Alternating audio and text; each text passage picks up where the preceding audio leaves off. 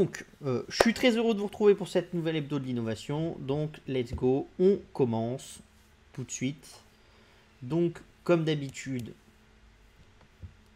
la barre, elle se met...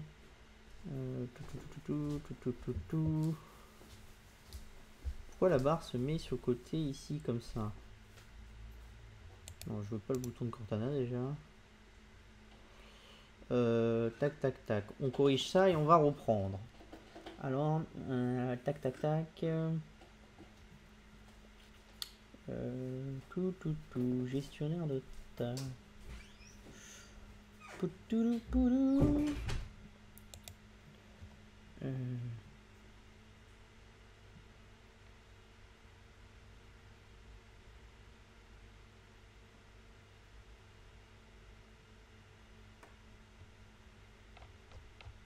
Pourquoi elle s'affiche alors que masquer automatiquement la barre de tâches en mode tablette?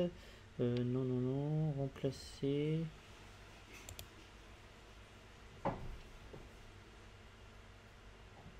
Non. Oh, c'est chiant ça. Pourquoi ça me fait ça cette semaine, dis donc?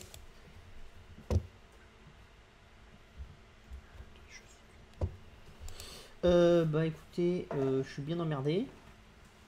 Je vous le cache pas. Je comprends pas pourquoi ça fait ça. Barre d'outils, tac tac tac. Paramétrer la barre de tâches. Pourquoi est-ce que ça me fait ça?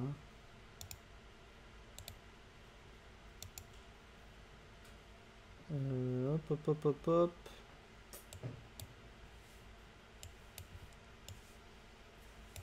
Ouais, mais ça vous coupe tout le slide sur le côté, c'est très chiant ça. Hop.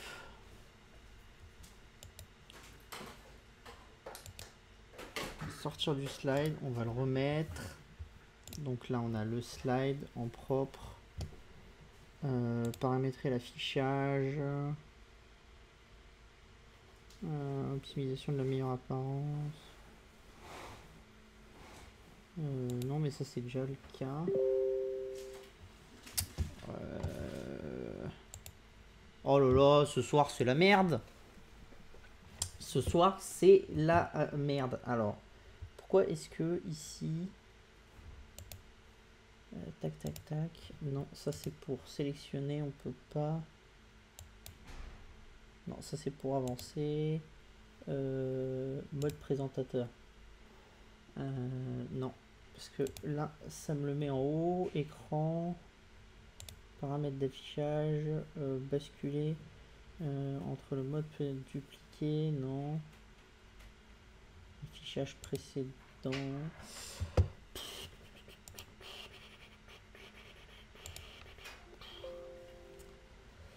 Bon, si on fait comme ça, est-ce que ça fait...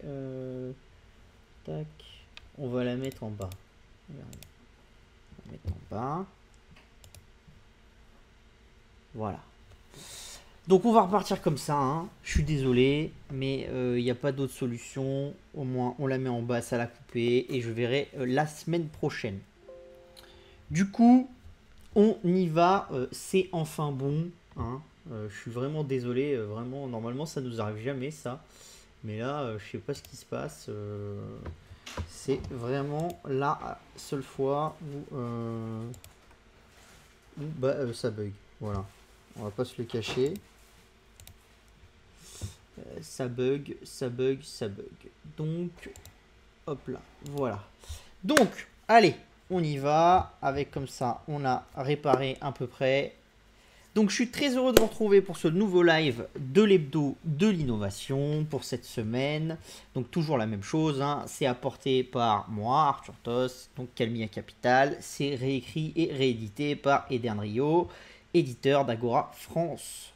On y va. Donc, comme toutes les semaines, les appréciations formulées reflètent notre opinion à la date de la publication et sont susceptibles d'être révisées ultérieurement. Nous effectuons des recherches méticuleuses pour tous nos articles et recommandations. Mais nous ne sommes pas responsables des erreurs, des omissions qui pourraient y figurer. Rappelez-vous que les actions sont spéculatives par nature, n'y investissez pas plus d'argent que vous pouvez vous permettre de perdre. Les performances passées ne reflètent pas les performances à venir. Avant d'investir, nous recommandons à nos lecteurs de consulter un conseiller financier indépendant ou un courtier agréé par l'AMF. Je rajoute mon petit laïus comme d'habitude. N'oubliez jamais une chose qui est quand même vachement importante pour nous ici, c'est qu'on parle quand même de technologie de rupture pour vraiment du très long terme, d'accord? On investit vraiment dans des choses voilà, qui sont l'avenir. Et dans ces choses-là, forcément, c'est très difficile de définir quand est-ce que le pivot va vraiment avoir lieu. C'est-à-dire, vous savez que la blockchain, c'est une technologie d'avenir, mais vous ne savez pas quand toutes les entreprises vont commencer à utiliser des services blockchain qui vont fonctionner, ce genre de choses. Donc là-dessus, vraiment, n'oubliez pas notre technique. L'investissement et ce dont on parle ici, c'est pas forcément des choses qui vont être des bons investissements à horizon 5, 6, 7, 10 mois. Et peut-être ça va même pas l'être à horizon 10 ans. Parce que si vous investissez trop tôt, vous pouvez vous faire diluer par tout le besoin capitalistique du cycle et de la technologie. Et à la fin, vous êtes rentré trop tôt dans un cycle technologique et vous avez une part du capital qui est ridicule. Et même si la technologie est devenue vitale à la planète, déjà c'est pas forcément votre acteur qui aura gagné, et en plus même si c'est votre acteur qui a gagné, vous avez pu être dilué tellement que vous gagnez pas beaucoup d'argent. Et on fait aussi beaucoup de commentaires sur l'actualité. Forcément c'est des choses qui peuvent bouger de façon très très rapide, donc quand ça bouge de façon très très rapide comme ça, faut faire attention. Donc voilà, on vous conseille toujours de vous renseigner, de faire vos propres recherches, et tout ce qu'on dit ici ne doit pas être pris comme des conseils d'investissement. So, let's go. Donc, on commence avec DeepMind encore cette semaine, qui après s'être intéressé aux mathématiques et plutôt aux sciences dures, et avoir réglé certains problèmes dans des sciences dures, après s'être intéressé au design des protéines, d'accord, et à une multitude d'autres problématiques, qui va de tracer l'épidémie de Covid en disant où est-ce que va y avoir les prochains pics pandémiques ou ce genre de choses. Et DeepMind s'est attelé à un nouveau sujet. Ce nouveau sujet, c'est quoi? C'est d'aider les scientifiques sur les phénomènes de fusion nucléaire. Alors on en parle depuis quasiment l'existence de cette hebdo de l'innovation. Pourquoi? Parce que vous savez que chez moi, c'est quelque chose où je pense que structurellement, on n'a jamais été aussi proche de faire de la fusion nucléaire, et que c'est un changement civilisationnel majeur si on arrive à maîtriser la fusion nucléaire. Pendant longtemps, ce qui a posé un problème dans la fusion nucléaire, c'était déjà de créer du design, c'est-à-dire le design de la machine, et d'être capable d'amener au point de fusion nucléaire ce qu'on voulait, le plasma, d'accord? Et maintenant, ce qui pose le plus de problèmes, c'est quoi? C'est de maintenir la réaction. Parce qu'on sait enclencher la réaction de fusion, d'accord? On sait capter l'énergie de la réaction de fusion, mais on ne sait pas la maintenir. Donc le fait de ne pas savoir la maintenir empêche de rendre le prototype viable. Pourquoi? Parce que si vous envoyez la réaction, que vous ne pouvez pas la maintenir, le besoin énergétique que vous allez avoir quand vous allez créer la réaction est tel que si vous captez juste de l'énergie pendant 5 secondes, ça n'a aucun intérêt. Donc le but, c'est de faire tenir la réaction, pardon. Et donc pour ça, on est de plus en plus sur des innovations majeures, d'accord? Et c'est des innovations qu'on voit vraiment avancer à très grands pas. Et là, ce qui s'est passé, c'est que cette semaine, il y a DeepMind qui a publié un papier dans Nature que vous verrez un peu en dessous, d'accord? Et l'idée, c'est quoi? C'est qu'ils ont utilisé l'intelligence artificielle et les algorithmes de DeepMind pour essayer de créer une architecture du tokamak. Donc là, vous voyez un tokamak, c'est celui de l'Union européenne dont on parlait la semaine dernière, d'accord? Et ils ont changé légèrement l'architecture, d'accord? Pour que ce plasma, qui du coup est un défi d'ingénierie, on n'est plus dans un défi de physique, mais on est dans un défi d'ingénierie. C'est-à-dire, vous savez comment vous allez enclencher la réaction, comment vous allez faire, et votre but, c'est de savoir comment vous allez designer déjà un réacteur de base, c'est-à-dire un réacteur universitaire que vous allez faire en test, Et après, comment vous allez être capable de designer un réacteur à taille réelle. La problématique d'ITER, ça a souvent été ça, et on en parlait la semaine dernière, c'était qu'on était parti sur un réacteur à échelle industrielle, entre guillemets, mais on ne savait pas vraiment si l'architecture du réacteur rendait le projet viable. On a fait un test. Il se trouve que les dernières recherches plaident pour que l'architecture qu'on a utilisée pour ITER, ça soit la bonne, mais on n'était pas sûr au début. D'accord? Et là, ce qu'on voit avec DeepMind, c'est des améliorations très localisées sur cette architecture qui sont apportées par DeepMind pour justement optimiser la capacité à maintenir suffisamment longtemps la réaction. Et plus on va la maintenir longtemps, plus on en tirera d'énergie. D'accord? Donc, il travaille là-dessus avec un centre suisse qui est spécialisé dans la fusion. Et le papier, c'était cette semaine, c'était dans Nature. Et vous voyez, vous avez l'article ici. Donc pour ceux qui veulent, il suffira d'aller télécharger le slide. Il est dans le mail que vous avez reçu si vous êtes abonné à la newsletter d'Opportunités Techno.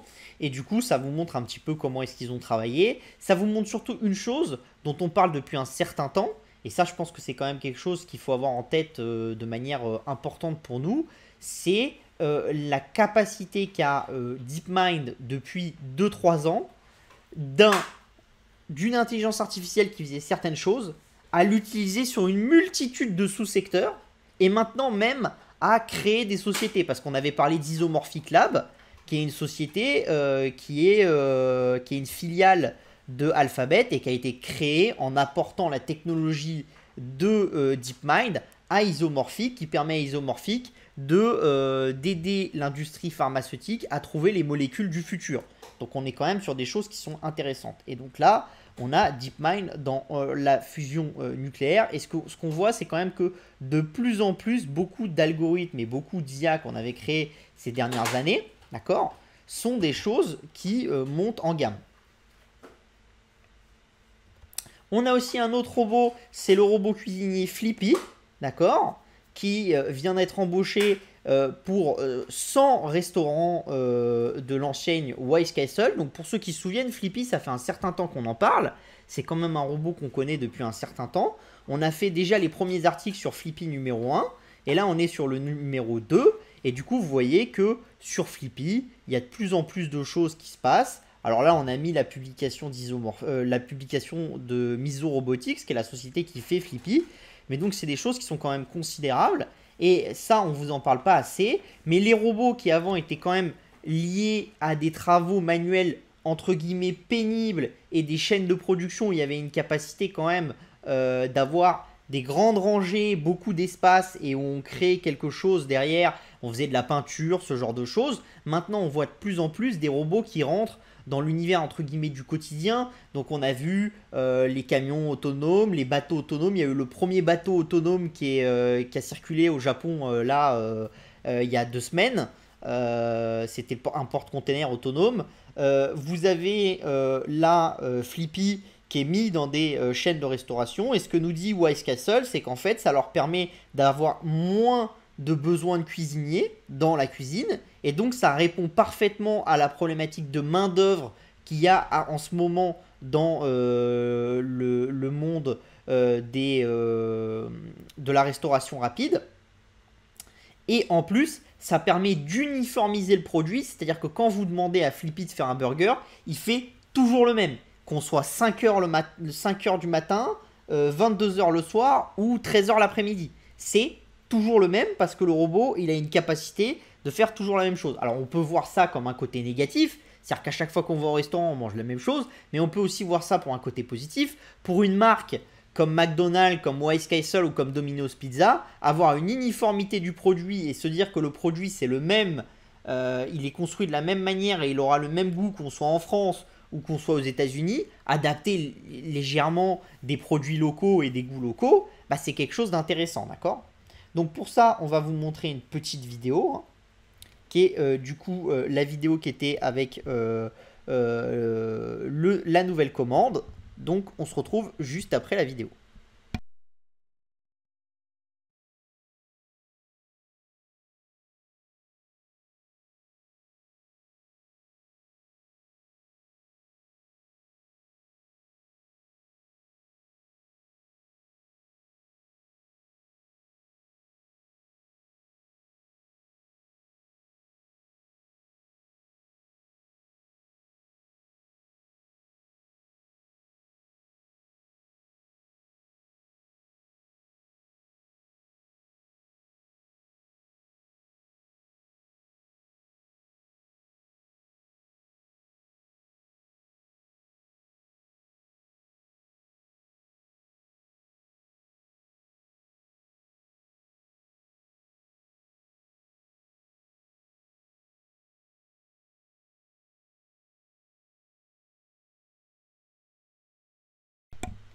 Donc voilà, on a vu la vidéo. Qu'est-ce qui est intéressant dans cette vidéo? C'est que souvenez-vous, si vous étiez parmi les premiers lecteurs d'opportunités techno et de cet hebdo de l'innovation, ce que faisait Flippy à l'époque, c'était quoi? C'était on retournait des steaks. C'est la seule chose que le robot savait faire. Il savait retourner des steaks et il savait même pas mettre le steak dans le burger.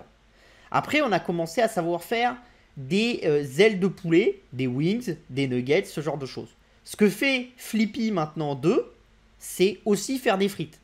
Donc en fait, vous avez une capacité du robot d'apprendre des nouvelles choses, d'être capable de faire des nouvelles choses dans la cuisine. Et donc vous voyez, on est parti d'un robot dont on a suivi les pérégrinations, le robot numéro 1, le Flippy 0, dans un restaurant de Wise Castle à l'époque, où il y avait un seul restaurant, et où on faisait que retourner des burgers. Ça, c'était il y a 3 ans. Et maintenant, on arrive au passage où ils vont passer de 2 restaurants Wise Castle qu'ont les robots à 100 restaurants, et où le robot, c'est retourner les burgers, mettre la viande dans les burgers, faire cuire des frites et les mettre dans le bac à frites, faire cuire des nuggets, le mettre dans le bac à nuggets, et faire cuire des pilons de poulet et le mettre dans le bac à nuggets. Alors il fait pas encore tout, il met pas les choses dans les sachets, ce genre de choses. Mais la vision de Miso Robotics, c'est de dire que d'ici 3 à 4 ans, l'intégralité d'une cuisine d'un restaurant rapide sera optimisable avec des Flippy, et on n'aura même plus besoin d'humains dans la cuisine. L'humain n'aura plus qu'un rôle de contrôle et d'adaptation au cas où le robot ait un problème. Et donc là, c'est intéressant. Pourquoi? Parce que quand avant, chacun avait une activité à faire. C'est-à-dire, il y en avait un qui faisait les frites, l'autre qui faisait les burgers, ce genre de choses. Forcément, vous ne pouvez pas payer ces gens-là plus de 50 $ par jour. Et encore, c'est beaucoup.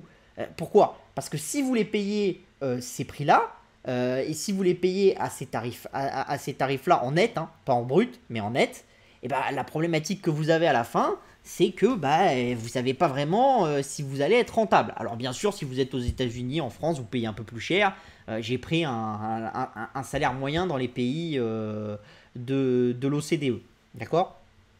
Donc, mais vous comprenez bien que c'est compliqué d'augmenter les tarifs de ces gens-là, parce que dès que vous allez les augmenter, en fait, vous allez manger votre marge. Par contre, il y a un moyen très simple d'augmenter les tarifs de ces gens-là. C'est si, au lieu de tout faire, vous en avez besoin plus que d'un seul qui fait du contrôle et qui va s'occuper de machines, vous pouvez vous permettre de plus le payer à 50 $, mais même à 150 $ par jour, voire 200 $, parce qu'à ce moment-là, vous avez enlevé tous ses collègues et vous voulez juste avoir assez de gens compétents pour être capable de gérer les robots. Alors ok, vous allez me dire, ça enlève du travail de faible intensité et du travail manuel. Effectivement, mais de toute façon, depuis qu'on est, on enlève du travail manuel à l'humain. C'est la base. Hein. C'est-à-dire, vous allez dans les champs, le fait d'avoir mis des tracteurs, ça a enlevé du travail aux vaches, et ça a enlevé du travail aux chevaux, et ça a enlevé du travail à des humains. C'est la base. Dès qu'on simplifie et dès qu'on robotise une tâche, on enlève du travail à quelqu'un.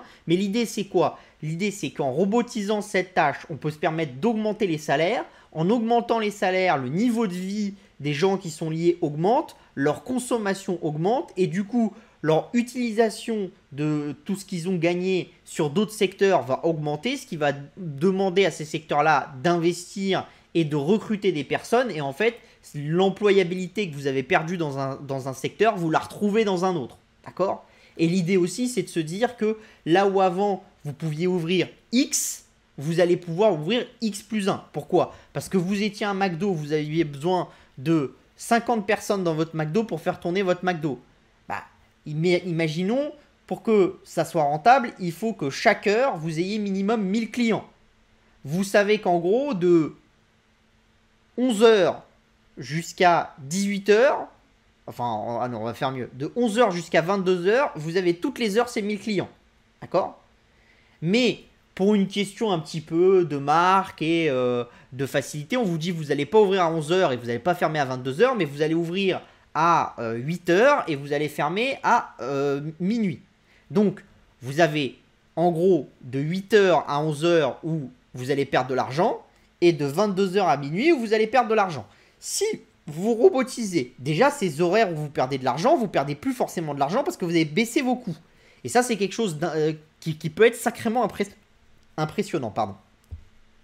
Mais autre chose, c'est que vous pouvez vous rendre compte que finalement, bah, vous fermiez à minuit, de 22h à minuit, vous êtes rentable, et là, vous allez vous dire, mais attends, finalement, peut-être qu'en plus, je peux être rentable de minuit à 5h du matin, parce que mes coûts ont tellement diminué que ma rentabilité augmente. Et ça, c'est quelque chose qu'on voit. Alors, on le voit dans une très belle société à l'heure actuelle, c'est Amazon. Amazon Fresh, d'accord? Donc, les supérettes, comme vous avez dans Paris, comment ça s'appelle, les Franprix, ce genre de choses. Il faut savoir qu'une supérette Amazon, quand ils ont fait le rachat de Whole Foods et donc ils ont lancé ces supérettes, les supérettes Amazon Go, c'était il y a un peu plus de 5 ans. Ça coûtait 4 millions de faire fonctionner une supérette chaque année. Pourquoi? Parce qu'il y avait beaucoup de technologie, il y avait des employés qui contrôlaient la technologie, du coup ça coûtait 4 millions. En novembre de l'année dernière, ça coûtait plus 4 millions de faire fonctionner cette épicerie, mais ça coûtait 150 000 $. En février de cette année, ça coûte plus 150 000 $ de faire fonctionner cette épicerie, mais ça en coûte 110 000. Donc vous vous dites bien que plus on amène le coût qui est bas, plus la capacité d'ouvrir sur des plages horaires importantes, elle va être colossale. Et plus la rentabilité que vous allez pouvoir tirer de votre emplacement, il est grand. Et dites-vous bien que à l'heure actuelle, dans la manière de consommer et dans la manière de faire des humains, la majorité du temps d'un magasin n'est pas utilisée pour une consommation entre guillemets rentable pour le magasin. La majorité du temps, un magasin soit n'est pas rentable parce qu'il n'y a pas assez de clients, donc on est dans des horaires entre guillemets où vous n'avez pas assez de clients, mais où il faut quand même être ouvert pour exister dans le marché, soit vous êtes tout simplement sur des horaires de fermeture. Ces deux plages horaires-là font plus de 50% du taux horaire d'un magasin. D'accord, de la journée d'un magasin. Donc vous vous doutez bien que vous avez quand même une capacité d'aller chercher de la valeur qui est dingue. Et là, c'est ce qu'on voit avec Flippy dans les cuisines. D'accord, mais c'est ce qu'on voit sur beaucoup de secteurs. Donc c'est vraiment quelque chose de très important à mon sens. Et on ne vous en parle pas assez. Parce que beaucoup de gens voient ça mal. Quand on vous dit qu'on va digitaliser des supermarchés, par exemple, on vous dit « Ah oui, mais les caissières, ce genre de choses. » Mais voyez la chose différemment. La caissière, elle ne gagne pas beaucoup d'argent et il n'y a aucun moyen que demain, on donne à toutes les caissières françaises 3 000 € de salaire. C'est pas possible. Même si vous arrêtez de verser des dividendes, même si ceci. Enfin, au bout d'un moment, il faut avoir une vision économique moyenne d'un élève de, en gros, terminale, pour faire un peu des équations et comprendre que bah, c'est pas possible. Par contre, si vous limitez le nombre de personnes dans le magasin, bah, à ce moment-là, vous pouvez vous permettre de payer une personne qui fait le boulot d'une caissière à 3 000 €. Mais elle va plus faire le boulot d'une caissière. Elle va faire le boulot d'une conseillère. Elle va conseiller sur les produits. Elle va voir quand la machine ne marche pas. Elle va obtenir un autre rôle. Et un rôle qui, intellectuellement, peut être un peu plus varié que juste de scanner une multitude de produits avec quand un code barre ne marche pas en appelant pour demander quel est le prix du produit, d'accord? On continue avec Parlons Innovation. Donc cette semaine, on a le recyclage. Pourquoi? Parce qu'on a eu un nouveau papier aussi dans Nature avec des chercheurs qui ont mis en point une technique qui consiste à récupérer les terres rares, donc qui sont essentiels aux semi-conducteurs, ce genre de choses, sur les déchets informatiques. Et la technique, c'est quoi? C'est qu'en fait, on fait chauffer les déchets électroniques à très haute température en envoyant des éclairs d'électricité dessus. Et ça permet de séparer les métaux et d'obtenir une multitude de métaux recyclés. Pourquoi c'est intéressant? Parce que jusqu'à maintenant, quand on recyclait des métaux, on ne faisait pas une technique comme ça, on faisait une autre technique, on utilisait des produits chimiques. Donc du coup, c'était très polluant. Donc c'est une problématique aussi du recyclage à l'heure actuelle de nos anciens déchets informatiques, c'est que c'est très polluant, c'est très coûteux, et au final on a quand même du mal à récupérer quasiment toutes les terres rares et les minerais qu'on a mis dans un produit informatique. Ce qui est intéressant depuis quelques temps, c'est qu'on voit vraiment une forte innovation là-dessus avec énormément de choses. Alors il y a la partie robotisation. La partie robotisation, c'est dans la sélection et le désossement de l'appareil, pour limiter en fait le nombre d'objets qu'on va retrouver. Donc par exemple, c'est pour pas faire passer tout votre PC en un seul bloc dans un moule, enfin dans une ligne de recyclage, mais on va désosser votre PC. Et si c'est fait par un robot, bah, il peut bien mieux désosser qu'un humain, savoir quoi est du plastique, quoi est un écran, qu'est-ce qu'il y a dedans, ce genre de choses, le mettre sur la bonne ligne de production et après on récupère le plus possible de métaux. L'avantage, c'est qu'on a une innovation de plus importante sur la robotique de visualisation. Et il faut savoir que pour désosser un produit, bah, il faut que le robot soit capable de le voir, d'accord, et d'identifier quel produit c'est, quel matériau c'est. Donc il faut qu'on donne de la vision au robot, d'accord. Et ça, sur la vision pour les robots, on a vraiment des innovations majeures. Et il faut autre chose aussi, c'est qu'une fois qu'on a séparé les différentes sources de recyclage, bah, il faut qu'on puisse les recycler de manière optimale. Et ça, on y arrive de plus en plus. Et en plus, il y a des gros investissements.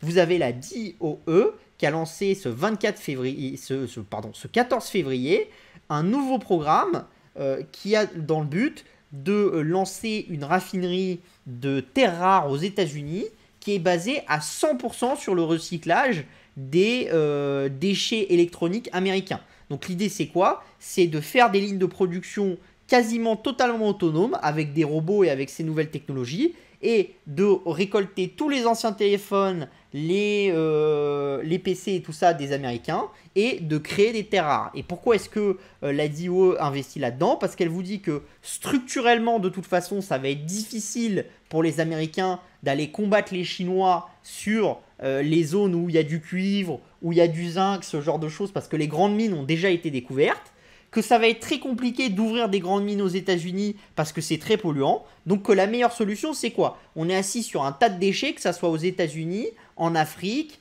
en Asie et tout. Donc c'est d'exploiter ces déchets et d'aller très très vite. Et c'est le premier investissement de la DOE là-dedans. Mais le projet global de la DOE, c'est plus de 4 milliards de dollars là-dessus. Donc ils sont sur 140 milliards, mais sur un budget, sur 140 millions, pardon, mais sur un budget total de 4 milliards. Donc ça vous donne un peu la vision des Américains et la capacité des Américains à aller pulser dans ce domaine-là.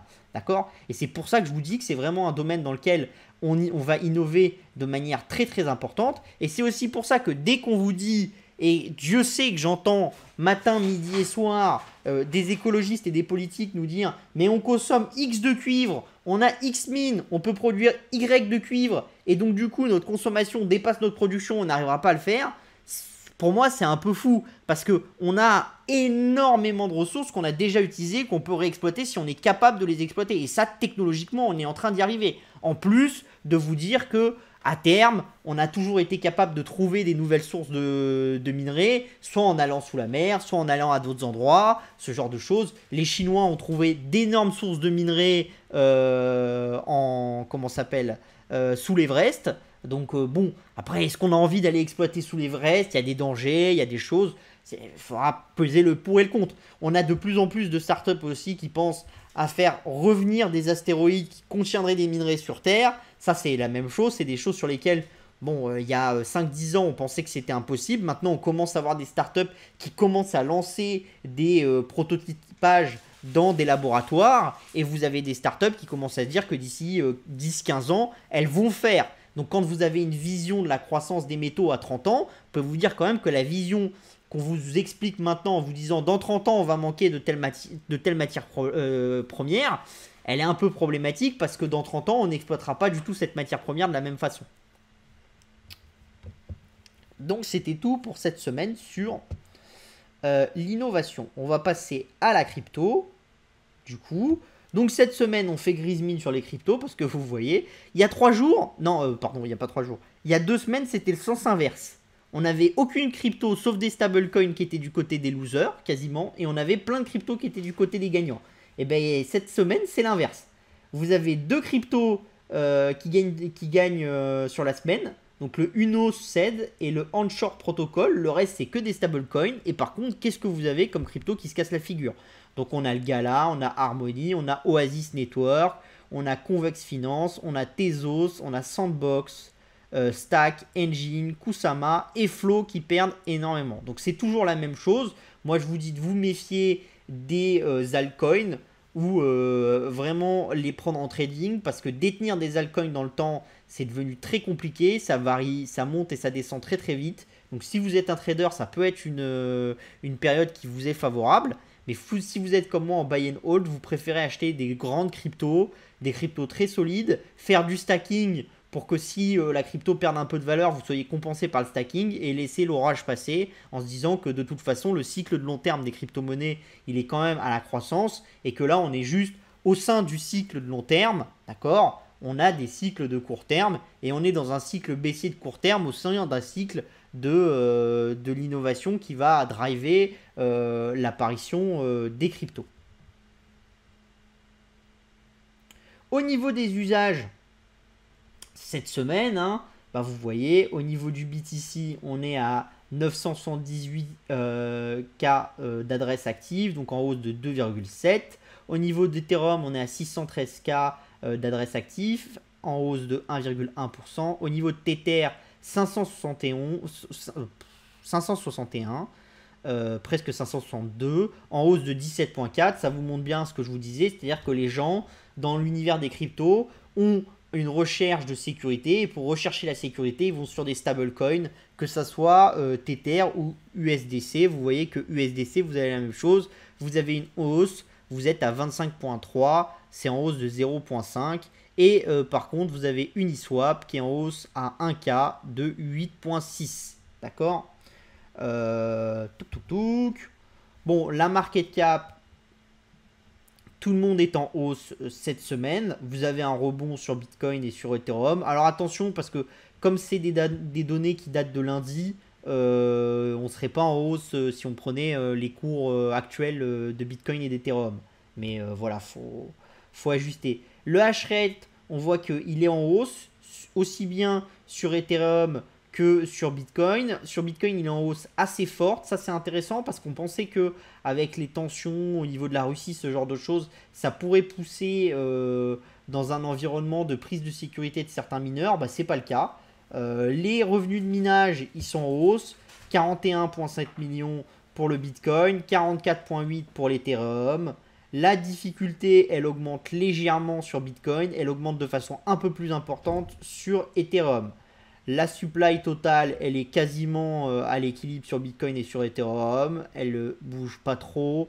Sur Tether, elle monte de 0,7 et sur USDC, elle monte de 2,5. Et sur Uniswap, elle ne bouge pas non plus. D'accord? Le free float, il augmente très légèrement. Donc ça, c'est le flottant. Hein, très légèrement sur le BTC.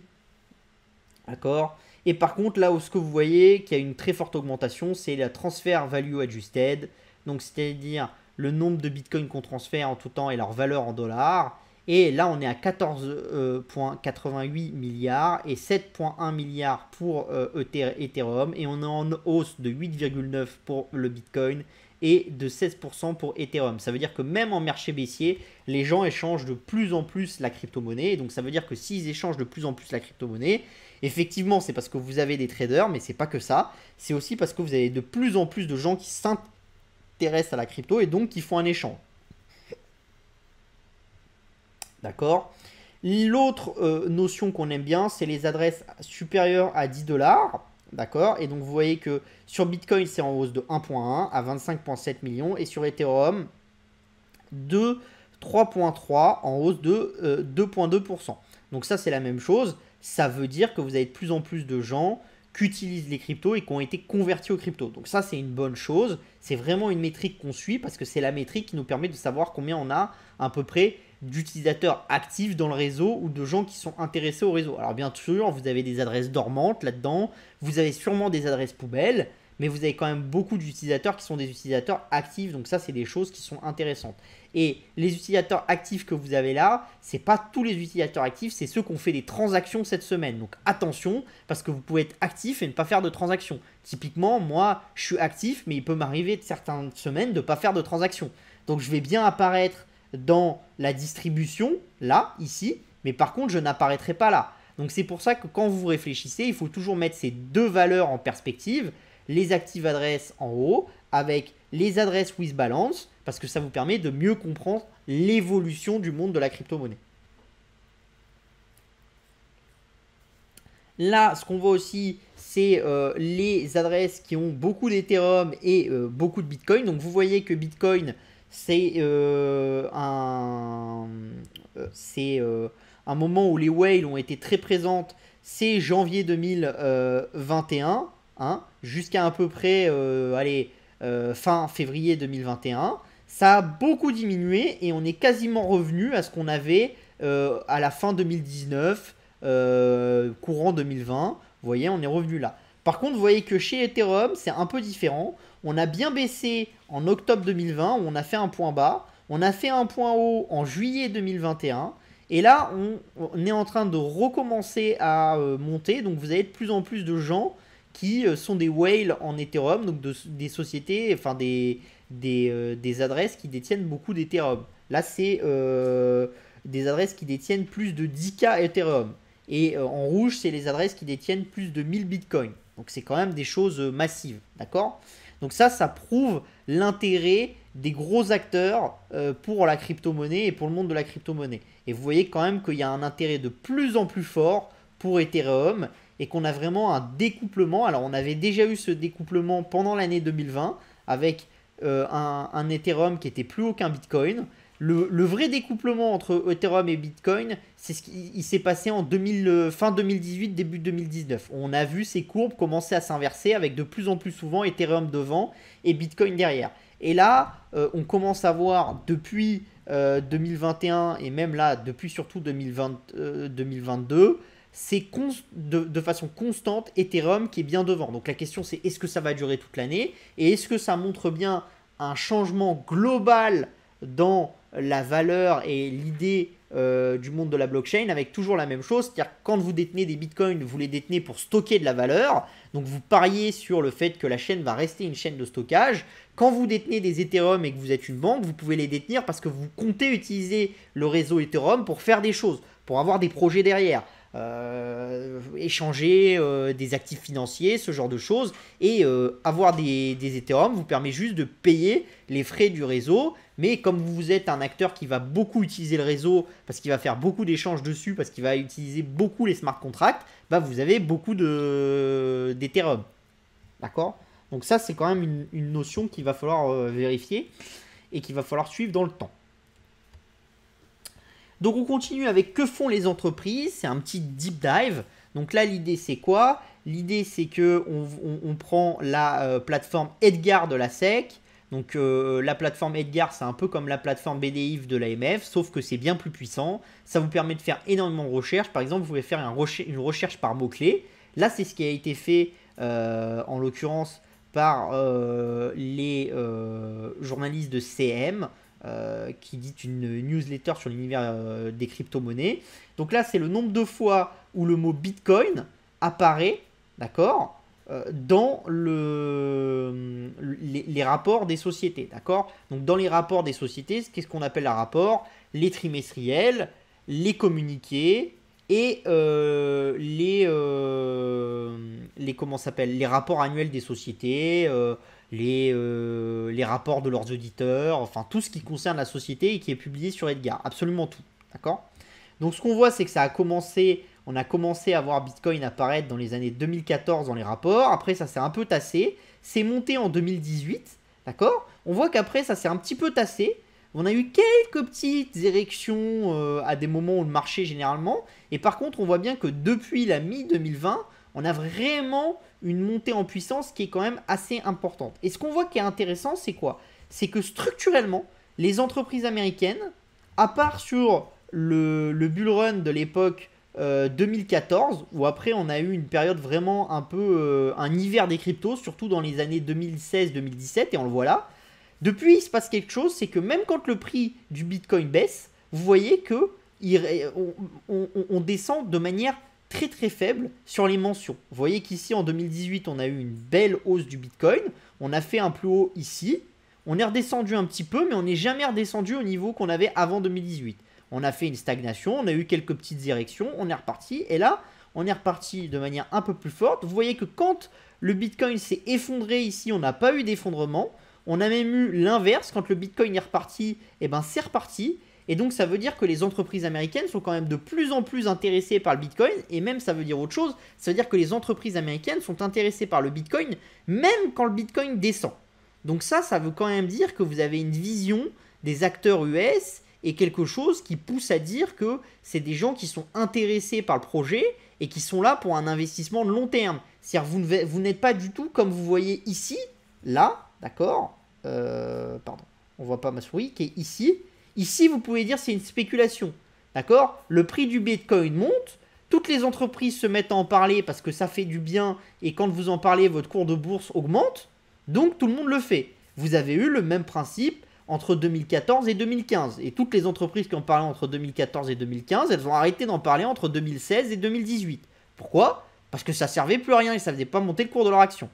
Là, vous voyez que même si, en dehors de ce que ça fait à leur cours de leur action, les sociétés continuent à communiquer. Donc ça, c'est des choses qui sont intéressantes. Ce qu'on voit aussi, c'est qu'Ethereum, vous voyez que c'est la même chose. On a eu une explosion dans les années 2018-2019, une époque où on a fait pas mal d'ICO, ce genre de choses. C'est redescendu de manière assez forte avec 2020 un plancher, en début 2020. Et depuis, on est vraiment sur une accélération. Mais vous voyez quand même que, contrairement à ce qu'on voyait avant sur les whales qui nous indiquaient quand même que Ethereum était de plus en plus utilisé par des grosses mains, bah vous voyez que pour les entreprises, bah vous êtes encore loin d'une utilisation qui est très forte. Parce que vous voyez que vous êtes sur un facteur qui est de 150, alors que si on regarde sur Bitcoin, on est sur un facteur 500, 550. Donc ça veut dire encore que malgré le fait de la progression d'Ethereum, il y a beaucoup d'entreprises qui n'ont pas encore lancé des projets sur la blockchain Ethereum et sur l'utilisation de ces smart contracts. Donc ça veut dire aussi que l'écosystème Ethereum, il est encore au début, donc il y a encore de l'optique de croissance et il y a encore des choses à aller chercher.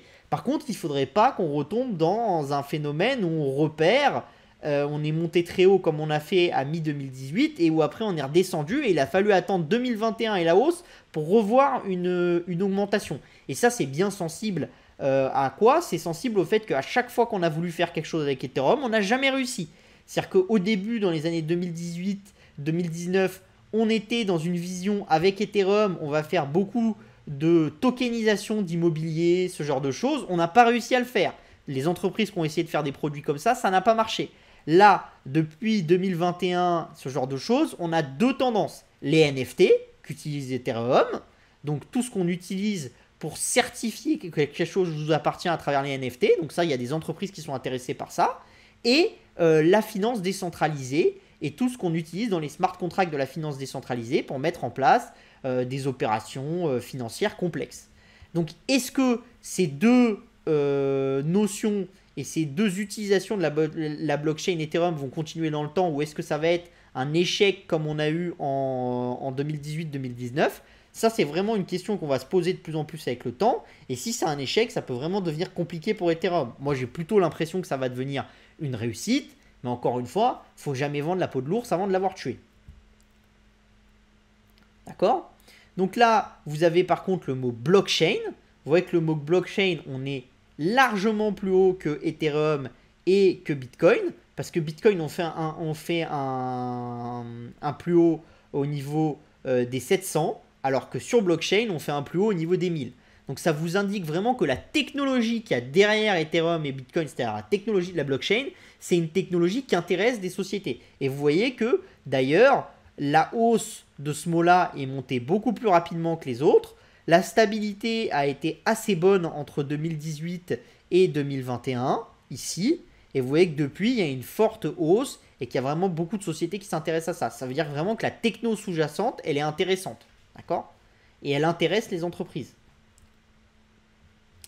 Là, vous avez en unique entité, donc en fait, là, ce qu'on fait, c'est qu'on enlève les sociétés qui vont en parler plusieurs fois dans l'année. On ne les compte qu'une seule fois. Et donc, ce qu'on veut, c'est compter le nombre de boîtes, le nombre d'entités qui parlent du Bitcoin. Et vous voyez qu'on est passé de moins de 50 en 2014, qui était coté sur les marchés US, à maintenant en 2022, à peu près 250. D'accord? Donc c'est quand même considérable. Et vous voyez que vous avez eu une augmentation qui est importante. Et que surtout, même pendant la période où le Bitcoin a perdu beaucoup de valeur, c'est-à-dire dans les années 2018, 2019, début 2020, d'accord? les entreprises ont continué à en parler. Elles ont continué à publier dessus et vous n'avez pas vu une baisse des entreprises intéressées. Parce que ce que vous auriez pu voir qui aurait été un peu problématique, c'est que on aurait pu voir toujours le même nombre de mentions de Bitcoin dans Edgar, mais on aurait pu voir le nombre de sociétés qui font mention au Bitcoin baisser. Ça aurait juste voulu dire que les sociétés qui avaient investi dans Bitcoin et qui continuaient à y croire en parlaient encore plus qu'avant. Là, ce qu'on voit, c'est que ce n'est pas le cas. C'est-à-dire que les sociétés qui parlaient de Bitcoin en 2018, elles continuent à en parler en 2020. D'accord? Donc ça, c'est des choses qui sont intéressantes pour nous aussi. Là, vous avez la même chose sur Ethereum. Donc vous voyez que sur Ethereum, c'est un peu plus compliqué. Parce que vous voyez que vous avez un gros pic en 2019, début 2019. D'accord? Et qu'après, c'est bien redescendu quand même. Donc c'est redescendu beaucoup moins que le nombre de mentions. Donc ça veut dire quand même que c'est intéressant parce que ça veut dire que vous avez des entreprises qui en ont moins parlé, mais elles ont toutes continué à en parler. Donc, enfin toutes, la majorité ont continué à en parler. Donc ça veut dire qu'elles sont quand même encore avec une vision que c'est une technologie intéressante et qu'il faut s'y intéresser. Mais vous voyez quand même que vous avez perdu certaines sociétés. Et vous voyez que par contre, depuis 2021, vous avez une forte augmentation, d'accord, qui se situe ici. Vous voyez que vous avez aussi beaucoup de paroles qui sont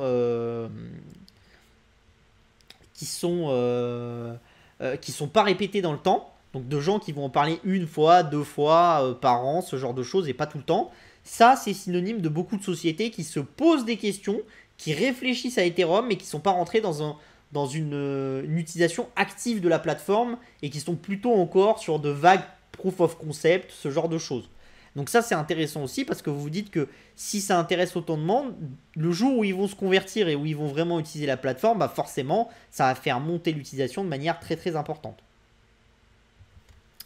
Donc voilà. Donc Edgar, c'est une plateforme qui est très puissante. Je vous encourage à beaucoup l'utiliser parce que c'est bien mieux que l'AMF. Ça vous apporte beaucoup de choses. Donc ça, il ne faut pas le négliger.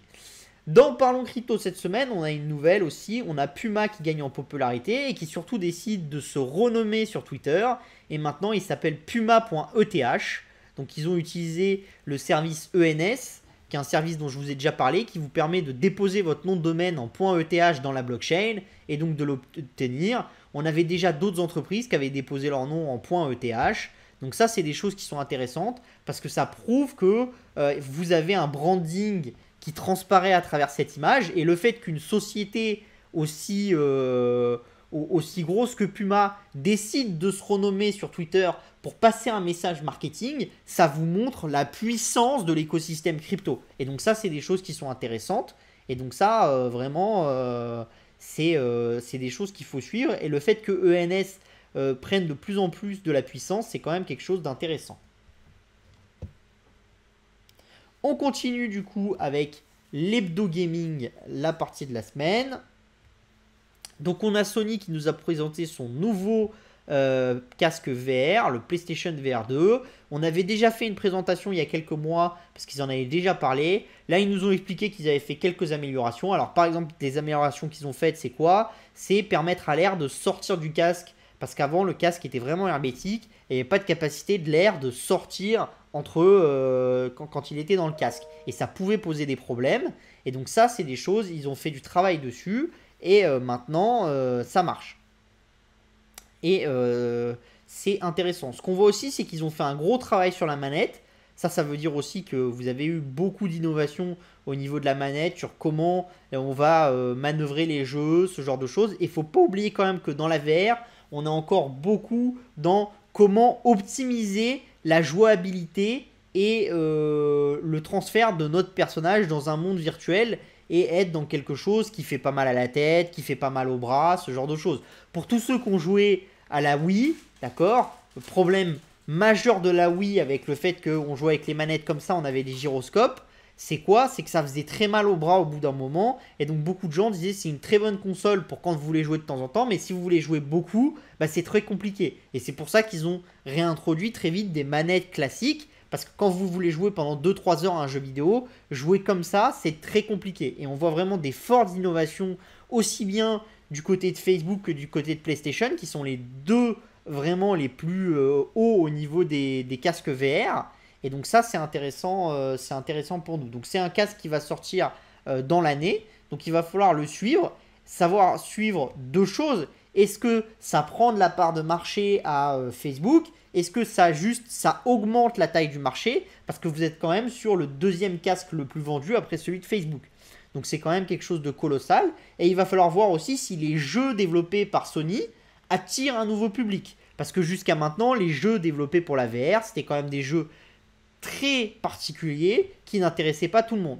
Et ce que beaucoup de gens reprochent à Facebook, c'est de dire vous vous concentrez sur la création d'un monde VR, c'est très bien, mais ce que les gens vous demandent, c'est de créer des jeux dans Oculus qui ont un intérêt et qui vont faire venir les gens dans la plateforme, parce qu'on veut convertir les gens vers la plateforme.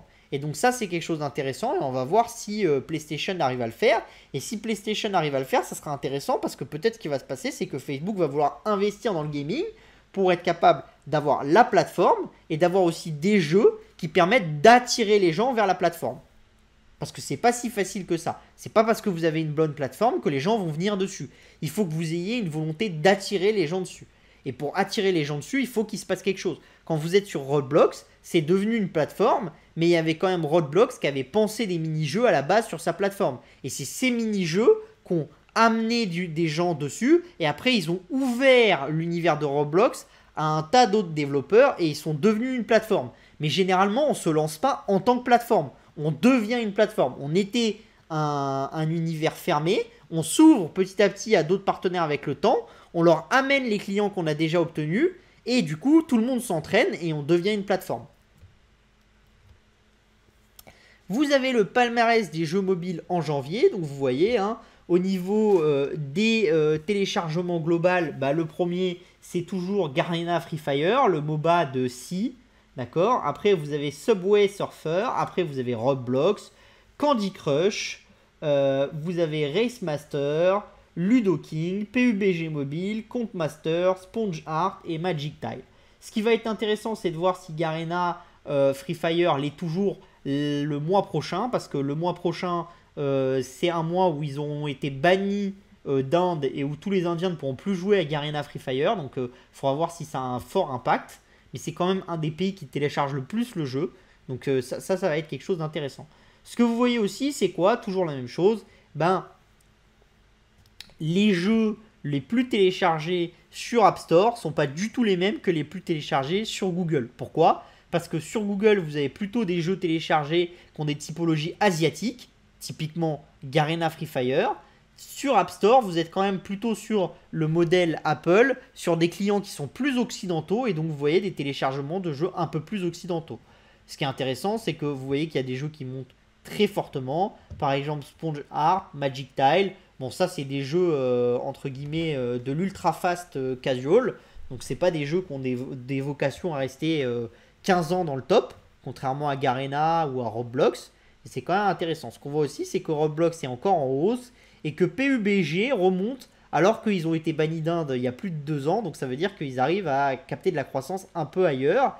Et vous avez Honor of King qui monte, et ça c'est intéressant aussi pour Tencent. Au niveau des jeux qui font le plus de chiffre d'affaires, vous avez toujours PUBG Mobile qui est en top. Vous avez Honor of King qui remonte très fortement. Il était 5ème, il repasse 2ème.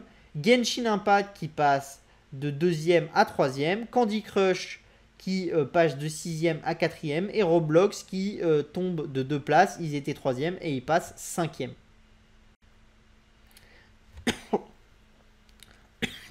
Pardon. Excusez-moi. Dans le Parlons Gaming de cette semaine, on a Sony qui a lancé son film qui est une adaptation de la série Uncharted en jeu vidéo, donc qui a obtenu 44,1 millions de dollars entre vendredi et dimanche au box-office américain. Donc c'est le 4e meilleur lancement pour une licence issue de l'univers de jeux vidéo au box-office américain. Donc ça vous montre ce que je vous raconte depuis un certain temps, c'est-à-dire que plus le temps avance, plus les licences qu'on a dans le jeu vidéo ont du sens à très long terme sur d'autres supports et sur d'autres typologies de produits, d'accord? Et surtout sur l'univers des séries, des films, ce genre de choses. Et là, bientôt, dans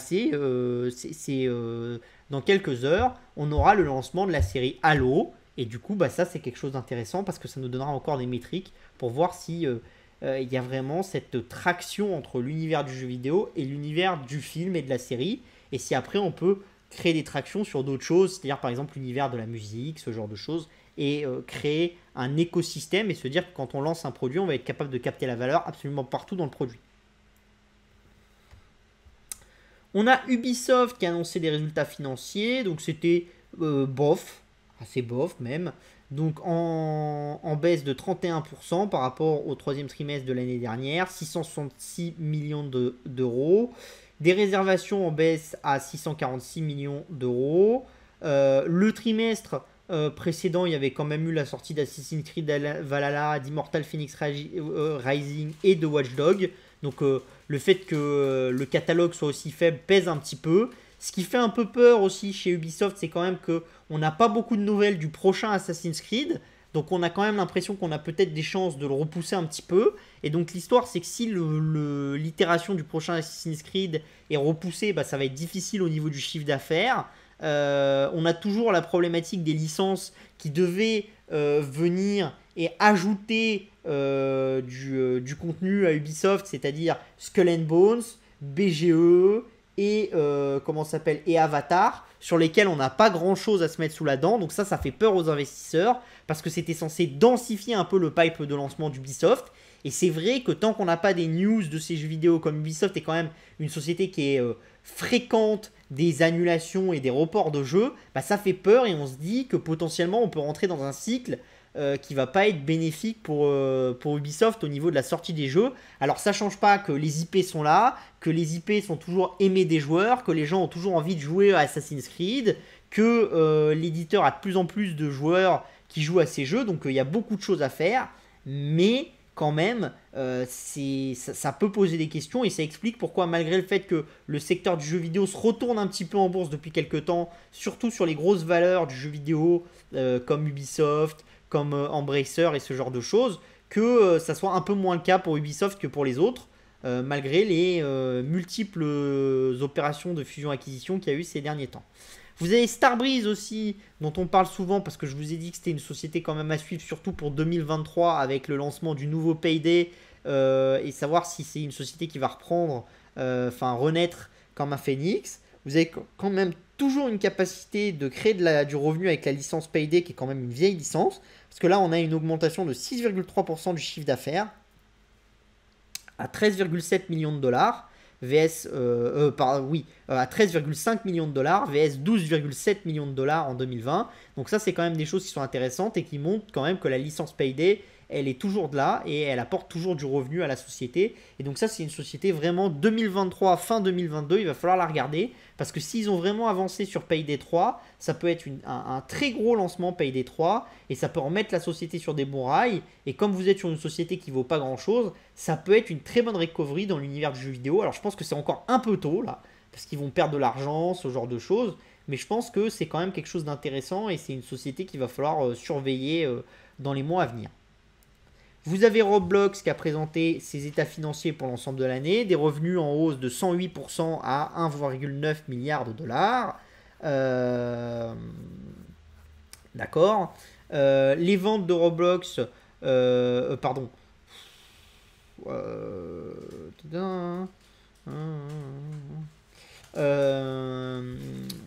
y a une petite erreur ici. Ça, c'est les ventes du S2, pardon. Les ventes du S2 ont augmenté de 108% à 1,9 milliard et les ventes de l'année de 45% à 2,7 milliards. Le nombre d'utilisateurs total a augmenté de 55%, d'accord. Il atteint 45,5 millions d'utilisateurs. En ce qui concerne spécifiquement le quatrième trimestre, les revenus de Roblox ont augmenté de 82%, d'accord, à 566,8 millions de dollars.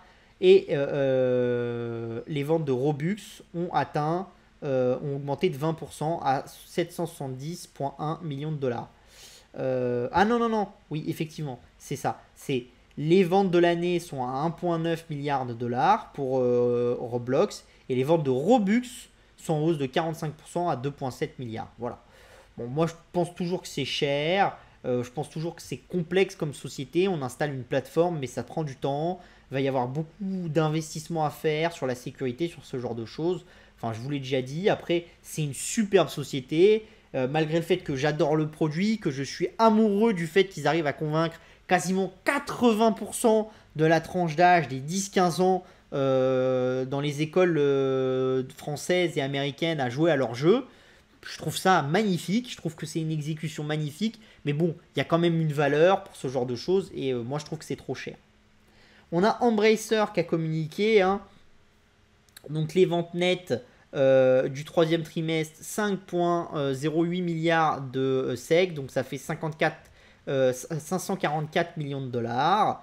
Le chiffre d'affaires, il augmente de 135%, avant tout grâce au back catalogue et aux acquisitions.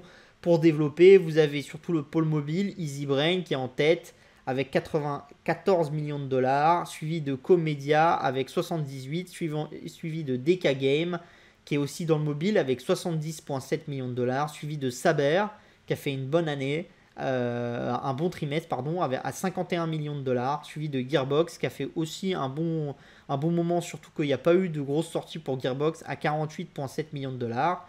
Et en outre, la société nous a indiqué que les produits dérivés et l'édition de films, de bandes dessinées et d'autres supports, donc tout ce qui est entre guillemets en dehors du secteur du jeu vidéo, mais qui va se créer sur les licences du jeu vidéo, est en augmentation de 67% à 145,5 millions de dollars. Donc c'est quand même une très bonne nouvelle. Et ça veut bien dire ce que la société nous explique depuis un certain temps. C'est plus elle empile les licences, plus elle a la capacité de donner de la valeur à ses licences sur toutes ces autres business units. Surtout sur ces business units d'édition, de films, ce genre de choses. Parce qu'on est capable d'écrire des livres sur la licence, de faire des films, des séries. Et ça permet de capter le plus de valeur possible d'une licence. Donc voilà. C'était tout pour l'hebdo du gaming. On va passer à l'hebdo du marché. Donc là, on est au port de Los Angeles qui se désengorge très fortement. Vous voyez qu'on a eu le premier cas Covid, premier pic du Covid, c'est redescendu. On est redescendu plus bas que ce qu'on était redescendu au premier pic. Et donc s'il n'y a pas de nouvelles problématiques sanitaire, on peut se dire quand même que on va revenir vers ce qu'on avait en 2020. Donc ça va être très bon pour l'inflation parce que cette problématique de stock et cette problématique d'engorgement des ports, vous voyez les mêmes typologies de courbes absolument partout et vous voyez que vous avez des choses qui descendent très fortement. Et en plus, on va avoir un autre phénomène, c'est quoi? C'est que effectivement, on a besoin de plus en plus de bateaux parce qu'on transporte de plus en plus de marchandises. Vous voyez, on est passé de 4966 bateaux en 2011 à 2021, 5434. Mais surtout, là où on avait fait un point bas, d'accord, en 2020, avec un renouvellement de flotte qui était qu'à 9,4%, d'accord, parce qu'il y avait beaucoup de gens qui avaient arrêté de renouveler leur flotte et qu'on avait eu un autre point bas dans les années 2016-2015 qui s'était vu dans la courbe de 2017. On a un nombre de bateaux qui est en construction qui est considérable. On a 401 bateaux qui sont en construction, d'accord. Et depuis que ce graphique a été fait, d'accord, depuis que l'order fleet ratio est mis là dans l'article, il a un peu augmenté parce qu'il y a eu pas mal de nouvelles demandes de construction de bateaux de la part des armateurs. Donc on est plutôt sur un order fleet qui est de 16%. Donc ça veut dire que dans les années futures qui arrivent, on va renouveler 16% de la flotte. Et surtout, on va renouveler 16% de la flotte avec des bateaux qui coûtent moins cher à faire naviguer d'un point A à un point B, des bateaux qui sont plus gros. Donc ça veut dire quand même que au niveau du nombre de containers qu'on va pouvoir mettre et des nombres de ressources qu'on va pouvoir transporter d'un point A à un point B, on va avoir une augmentation qui va être quand même considérable. Et donc ça va driver le prix à la baisse. Donc ça aussi, pour l'inflation, c'est quand même une bonne chose à terme. Donc voilà, encore comme d'habitude, hein, si vous êtes intéressé par nos analyses, n'hésitez pas à vous abonner à New Tech Insider. Il y a le bouton juste en dessous. Du coup, on va passer aux petites questions. Si vous avez des questions, alors je vais regarder un peu ce qu'il y a. DeepMind est coté aux US ou appartient toujours à Google? Ça appartient toujours à Google à 100%, DeepMind. La question, c'est quand vous achetez de l'Alphabet, par exemple, que vous payez 20 fois la rentabilité, combien pour vous vaut DeepMind? C'est tout le problème de beaucoup des acteurs de la tech US. C'est-à-dire que vous les valorisez sur un free cash flow, mais combien vaut tous les paris que ces acteurs de la tech ont fait? Et vous ne pouvez pas les comparer aux paris qu'ils faisaient en 2000. Parce qu'en 2000, ils faisaient des paris sur leur business d'activité de base. C'est-à-dire, Google, en 2000, ça faisait des paris sur des technologies publicitaires. Donc vous ne pouviez pas vraiment valoriser, c'était l'avenir de la société. Maintenant, Google, c'est des paris sur beaucoup de choses. Comment vous valorisez ces paris-là? Vous ne pouvez pas juste dire qu'ils ont zéro valeur. Ou alors sinon, c'est ce qu'on appelle avoir une optionnalité. Ça veut dire quoi avoir une optionnalité? C'est-à-dire que vous valorisez une société sur un produit X qui rapporte Y de cash flow, d'accord? Et tout le reste de la société, vous dites que ça vaut rien. Ça veut dire que si la société arrive à convertir le reste de ses actifs sur quelque chose qui peut devenir quelque chose de gros, bah entre guillemets, le marché ne vous l'a pas fait payer à l'instant auquel vous êtes rentré, et du coup, vous captez toute la valeur de ce produit-là.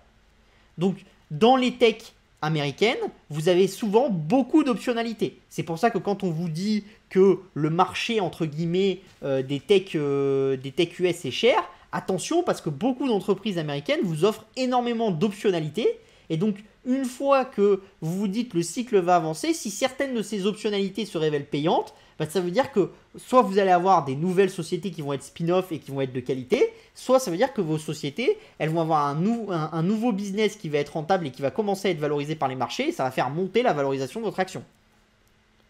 En plus d'apporter du cash, tout le reste. C'est ce qu'on appelle l'optionnalité.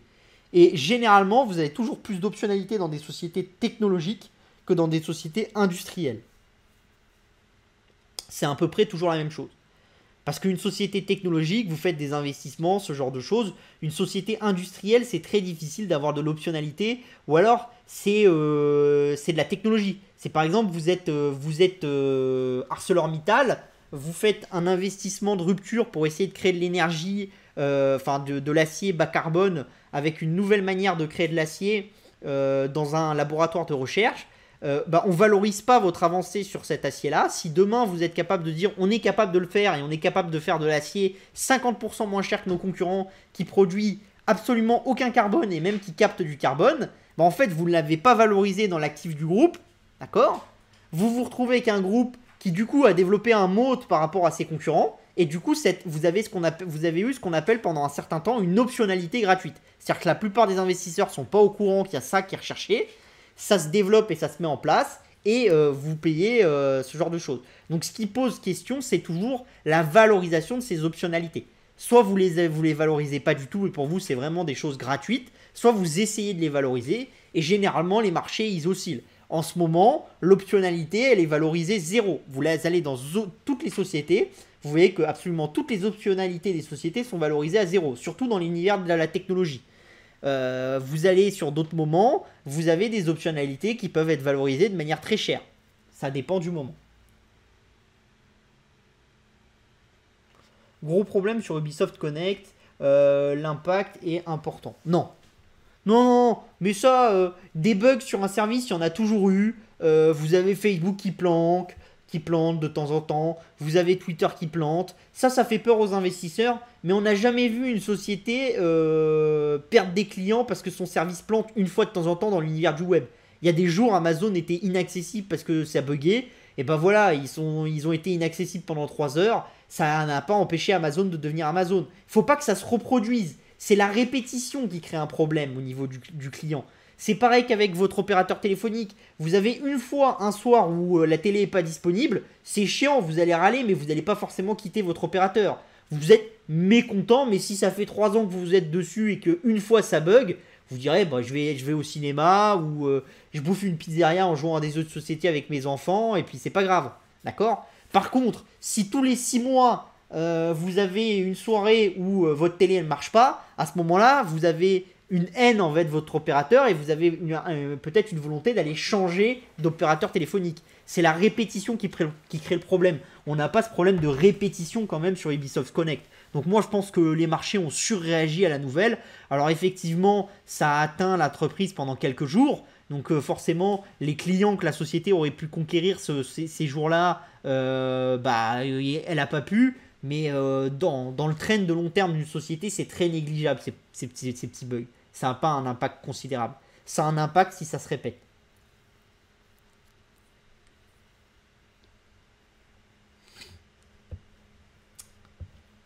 Est-ce qu'il y a d'autres questions?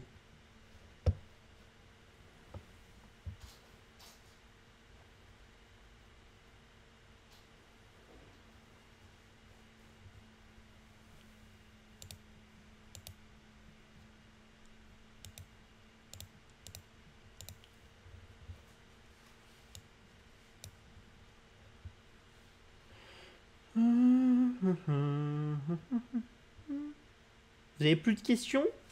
Du coup, si vous avez plus de questions, on va pouvoir aller manger. Enfin, c'est un peu tôt. Je vous laisse 2-3 minutes, histoire de voir. De toute façon, vous n'hésitez pas. Hein. Je vais faire les remarques de conclusion. S'il y a une question entre-temps, on y répondra. Donc, en conclusion, comme d'habitude, hein, si vous avez des questions que vous n'avez pas eu le temps de poser, vous n'hésitez pas à nous les envoyer à la-rédaction-tech@publication-agora.fr. Vous pouvez toujours aller sur notre chaîne YouTube pour voir les replays, sur notre site internet opportunité avec un s-techno avec un s.com, et on est très content de ce genre de choses. Ton avis sur le conflit entre l'Ukraine et la Russie a-t-il évolué avec les récents événements? Absolument pas. De toute façon, je vous dirais que mon avis, ça a toujours été le même. Je pense que la capacité des Russes à aller au fight, elle est très limitée. Vous le voyez, hein. Déjà, regardez l'emprunt russe. L'emprunt russe est parti de 4%, d'accord, au fin de l'année dernière, le 10 ans russe, hein, 4%, d'accord. Tout à l'heure, quand j'ai regardé, on était à 10,8. Donc les coûts d'emprunt de l'État russe ont monté de 50% en ligne droite. C'est considérable. C'est considérable. Ça fait des sommes considérables. Alors effectivement, l'État russe a de l'or, l'État russe ceci, l'État russe cela. Ils ont des investissements, ils ont une manne pétrolière qui est importante. Ok, mais quand vous commencez à être dans ces pricing-là, c'est quand même des choses qui sont un peu compliquées. En plus, vous commencez à être sur une notion où plus personne n'a le droit d'investir sur vos emprunts russes, parce que les Japonais n'ont plus le droit de le faire, les Américains n'ont plus le droit de le faire, les Européens n'ont plus le droit de le faire, les Canadiens non plus, les Australiens non plus, il vous reste les Chinois, les Brésiliens et tout. Enfin, le nombre de pays, les Arabes aussi, Moyen-Orient, ce genre de choses, mais c'est tout. Donc ça pose quand même des problématiques. Surtout que la Russie a un historique de défaut qui est quand même assez problématique. Donc voilà. Donc l'État russe est quand même sensible. La baisse aussi de la monnaie va imposer de l'inflation à l'État russe. Et donc cette inflation, il va falloir, entre guillemets, la contrer. Vous êtes quand même en Russie sur des inflations qui sont à l'heure actuelle au-dessus de 10%. Entre 10,5 et 11%. Donc sur ces tarifs d'inflation-là, ça peut commencer à poser problème. Donc soit il va falloir que l'État, à travers des financements, aide des entreprises pour qu'elles baissent leurs coûts, qu'elles baissent les prix pour maintenir des prix équilibrés. Soit il va falloir compenser cette hausse des prix avec des bonus ou ce genre de choses ou des allocations. Et ça va avoir un coût en capital qui va être important. Donc la capacité de la Russie de tenir la chose dans le temps, elle est quand même assez limitée. Hein. C'est-à-dire, ils ont beau faire des muscles, dire qu'ils peuvent tenir. N'oubliez pas une chose, ce qui a fait tenir Poutine depuis 20 ans au pouvoir, c'est quoi? Vous prenez la courbe de pauvreté de la Russie, depuis 20 ans, ça diminue en ligne droite comme ça. C'est la même chose en Chine. Qu'est-ce qui fait tenir le Parti communiste chinois? Vous prenez la courbe de la pauvreté en Chine, comme ça. Vous prenez la courbe du pouvoir d'achat des Chinois, comme ça. La Russie, la même chose. La courbe, elle est comme ça et comme ça. Le jour où la courbe, au lieu d'être comme ça, au niveau de la pauvreté, elle commence à faire comme ça, pour un régime, ça devient beaucoup plus difficile. Ou alors, il faut bifurquer sur un régime à la cubaine ou à la nord-coréenne. Mais si vous voulez, votre économie, c'est plus la même. Et donc, la capacité, c'est de se dire, est-ce que la Russie, ouverte comme elle a été, avec un Internet comme elle a maintenant, avec une élite qui est quand même cultivée et tout, Est-ce que Poutine aurait la capacité, à travers ce qu'il y a dans le FSB et dans tous les organes du gouvernement, de remettre la Russie sur une Russie un peu contrôlée de manière très ferme, comme on avait à l'époque de l'URSS?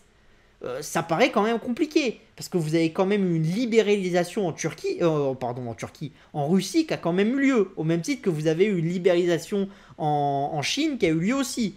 Donc pour revenir en arrière, c'est pas si facile. Ces États-là ont besoin de quelque chose. Et l'idée que les Chinois vont les aider, moi je me méfierais, parce que la Chine a besoin de récupérer des points de croissance pour justement que cette capacité de donner de la richesse à son peuple continue, d'accord ?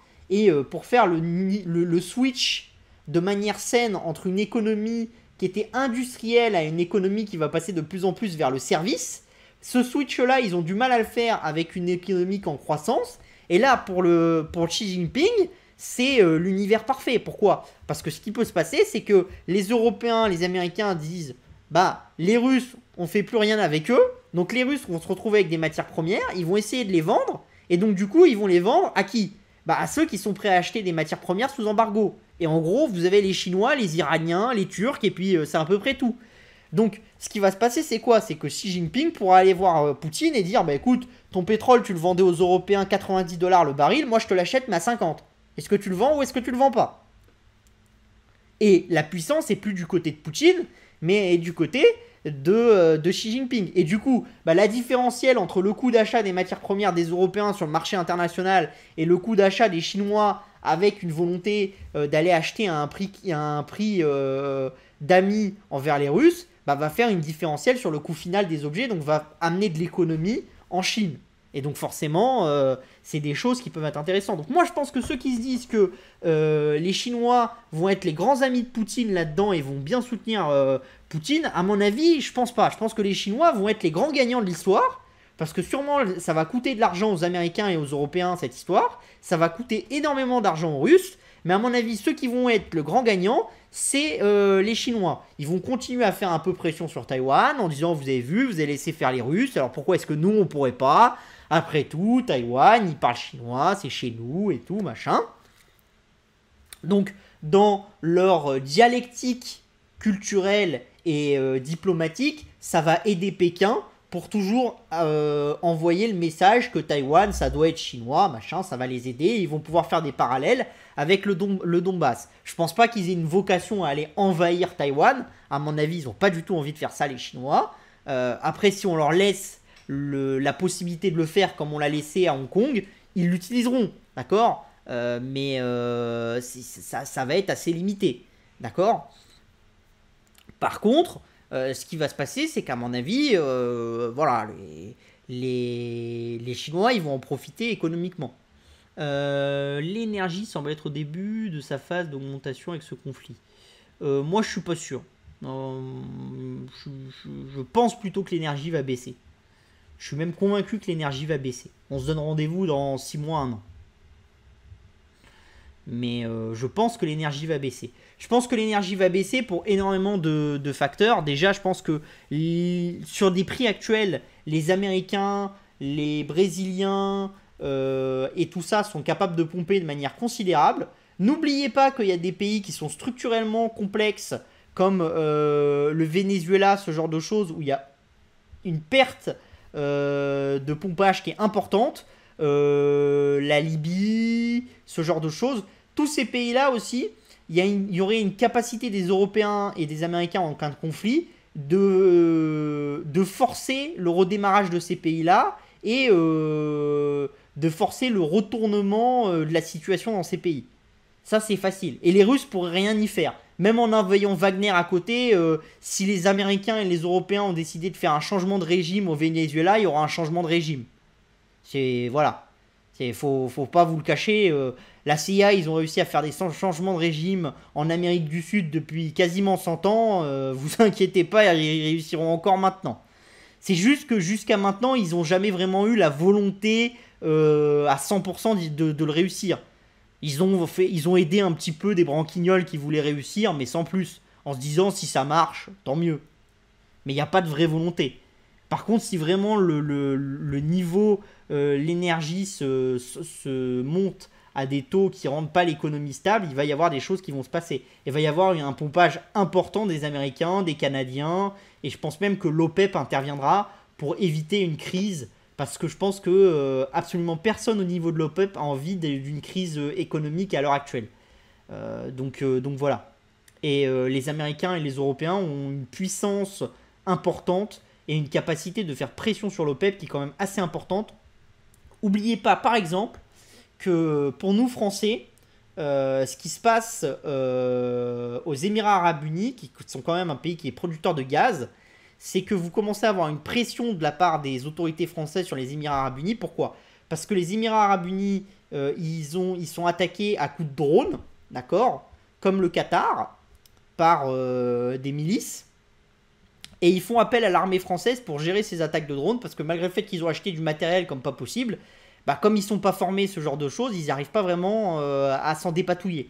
Et nous, on envoie des soldats là-bas. Et donc dites-vous bien une chose, c'est que ces accords de défense que recherchent à tout prix ces pays arabes, parce qu'ils savent très bien que sur l'échelle de la géopolitique du monde, la seule chose qui leur donne un pouvoir, c'est leur pétrole, leur gaz et leur dollar. Le reste, quand vous appelez les Émirats Arabes Unis, si la France a envie de vous envahir demain, qu'est-ce que vous allez faire? Voilà. Ou si les Américains ont envie de vous envahir, qu'est-ce que vous allez foutre? Vous pouvez rien faire. Donc vous êtes obligé de jouer votre partition et d'essayer de vous protéger de ces gens-là. Et du coup, vous êtes obligé aussi de leur tendre la main.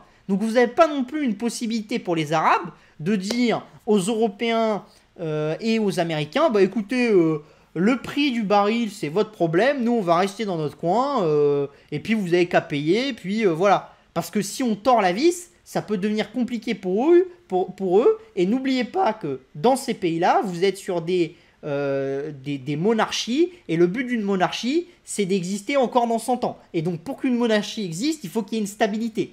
Et si ces monarchies, elles vont en conflit avec l'Occident, il n'y a pas de stabilité. Donc il y a un risque pour elles d'être renversées. Et croyez bien, elles sont pertinemment au courant, ces monarchies. Parce que les rares monarchies qui ont essayé de rentrer dans un conflit avec les Occidentaux, la Libye, Kadhafi, machin, l'Irak, Saddam, machin, et la Syrie, vous voyez bien que Bachar, qui est rentré dans un système de conflit, il est toujours là, mais il est là que parce que les Russes l'aident. Et les Russes ne vont pas être capables d'aider les Qataris, l'Arabie Saoudite, le machin, enfin, ils sont limités quand même dans leur capacité de déploiement. Donc ces gens-là, ils le savent. Pas de producteur au vu du volume. Bon, mais ça c'est des conneries, ça. Ça, pas de producteur, ça fait longtemps. Je me souviens, à l'époque, c'était quand même une... C'était à fin 2009, les grands de l'OPEP disaient, et c'était quand même les grands de l'OPEP, ils nous racontaient que de toute façon, même si les Américains et les Canadiens s'arrêtaient de produire du jour au lendemain, bah c'est pas grave, ils étaient capables de compenser. Donc que le marché du pétrole c'était eux et que les Américains et Canadiens avaient qu'à arrêter de pomper. Et d'ailleurs ils sont rentrés dans une guerre des prix avec les Américains et Canadiens qui ont mis les producteurs de shale US et canadiens en faillite. Bon, ça n'empêche pas ces mêmes producteurs de shale de repartir maintenant. Donc qu'est-ce que ça veut dire? Et si vous regardez un peu la production de la Russie maintenant correspond plus ou moins à la production qu'on avait en 2008-2009 au pic de shale du Canada et des États-Unis. Donc il y a 5-6 ans, l'OPEP était capable de compenser cette perte de production quasiment à 100% et maintenant ils en seraient plus capables. C'est chacun joue sa partition. Les gens de l'OPEP, ils ont intérêt à ce que le pétrole reste à 90. Ils sont gagnants. L'économie, elle tourne plus ou moins. Et eux, ils gagnent un max de pognon. Voilà, leur but, c'est pas de vous dire, vous inquiétez pas. Si les Russes arrêtent de pomper, nous, on pompera et on va ramener le pétrole à 5 dollars. Voilà. C'est pas leur but. Mais n'oubliez jamais que quand vous êtes face à un politique, entre ce qu'il dit, ce qu'il pense et ce qui va se passer, il y a un sacré delta. D'accord? Il y a un sacré delta.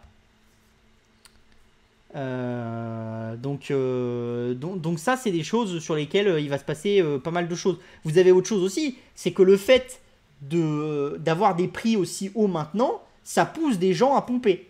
Et ça pousse des gens à essayer de créer des nouveaux forages. Parce que vous avez des gens qui investissent. Parce que, voilà, il se passe des choses. Donc ça, à l'avenir, c'est des choses qui sont intéressantes. Vous avez le recyclage, vous avez tous les changements aussi d'habitude de consommation. Le fait de passer d'une voiture électrique, d'une voiture thermique à une voiture électrique, ça va baisser la consommation de pétrole, donc ça va baisser le prix. Donc le pétrole que vous ne mettrez plus dans votre bagnole, vous pouvez le mettre dans une usine pour créer de l'énergie. Vous voyez? Donc en fait, c'est pas non plus, il faut pas voir les choses avec que le négatif et pas le positif. Quand vous consommez plus de pétrole parce que quand vous consommez plus de pétrole parce que vous avez besoin de plus d'énergie pour charger vos voitures, d'un autre côté, vous consommez plus le pétrole qu'avant vous mettiez dans votre bagnole. Et c'est que des choses comme ça. Quand on fait des biocarburants pour les avions, bah, ça baisse le pétrole qu'on utilise. Quand on passe de plus en plus de plastique sur du recyclage, bah, ça baisse le pétrole qu'on utilise pour créer du plastique. Vous voyez? Et les choses, il y en a beaucoup. Donc il y a des plus, il y a des moins. Ce qu'il faut voir, c'est vraiment l'addition de ces plus et des moins. C'est trop facile de tracer une courbe, de dire oh ben on ajoute de plus en plus, et de dire ah les moins, non mais ça c'est négatif, ça pèse rien dans le marché, abandonné, cherchez pas, on est tous morts. Aucun intérêt. Aucun intérêt. Donc voilà. Après, le capex des pétrolières est encore très bas, on est d'accord. Mais attention, hein, le capex des pétrolières, vous pouvez pas dire le capex des pétrolières en 2008 était à 10 milliards et le capex des pétrolières maintenant est à 5 milliards. On va produire 50% de pétrole en moins dans les années à venir qu'en 2008. C'est pas du tout vrai parce que le besoin que vous avez en capex pour ouvrir un nouveau puits, il a diminué de façon considérable. Pourquoi? Parce que on a fait des innovations technologiques qui ont diminué les coûts de recherche de pétrole. Donc il faut prendre en conscience ça. C'est-à-dire vous avez le fait de rechercher du pétrole qui est devenu plus compliqué parce que le pétrole est plus rare, ça fait monter les coûts de la recherche, d'accord? Mais vous avez en contrepartie une innovation qu'il y a eu dans la recherche qui a fait baisser les coûts. Donc vous n'êtes pas sur quelque chose, vous êtes sur des mouvements d'équilibre. Et ça, il faut les réfléchir, parce que quand vous regardez, vous ne pouvez pas juste regarder le chiffre et le comparer à il y a 10 ans et dire « Oh bah il y a 10 ans, on investissait 10 milliards, maintenant on en investit 5, donc forcément il va manquer de pétrole. » Ça veut rien dire. Vous pouvez avoir 10 milliards d'investissements il y a 10 ans et 5 milliards maintenant, et avec 5 milliards maintenant, on peut être capable de trouver plus de pétrole qu'avec les 10 milliards d'il y a 10 ans. Ça dépend vraiment de beaucoup de choses. Ça dépend de où vous allez chercher le pétrole, de comment vous allez le chercher, de beaucoup de choses. D'accord? Typiquement, le coût d'ouverture d'un puits de shale aux États-Unis et au Canada, il a beaucoup diminué. Pourquoi? Parce que tous les acteurs, comme ils étaient dans un moment de prix qui était très bas, ils ont tous été obligés d'investir pour driver les prix à la baisse. Donc ils ont créé des nouvelles manières, des nouvelles techniques pour forer à moins cher ce genre de choses. Maintenant qu'il se passe un prix du pétrole haut, qu'est-ce que ça fait? Ça veut dire qu'ils ont fait leur effort de R&D pour aller forer à pas cher. Et donc du coup, qu'est-ce qu'ils font? Bah, maintenant que les prix ont remonté, ils peuvent forer comme des tarés, comme encore plus qu'avant. Donc même si vous regardez, si vous vous dites qu'avant un puits de shale, ça coûtait 50 $ à ouvrir, d'accord? Donc vous investissiez, mettons 500 $ de capex, d'accord? Vous pouviez ouvrir 10 puits, d'accord? Maintenant, un puits, vous vous dites, ça coûte 10 $ à être ouvert. Parce que vous avez fait des investissements dans le shale, d'accord? Même avec la complexité. Ça coûte 10 $. Vous êtes devenu plus intelligent. Et au lieu d'investir 500, d'accord? Vous investissez 200.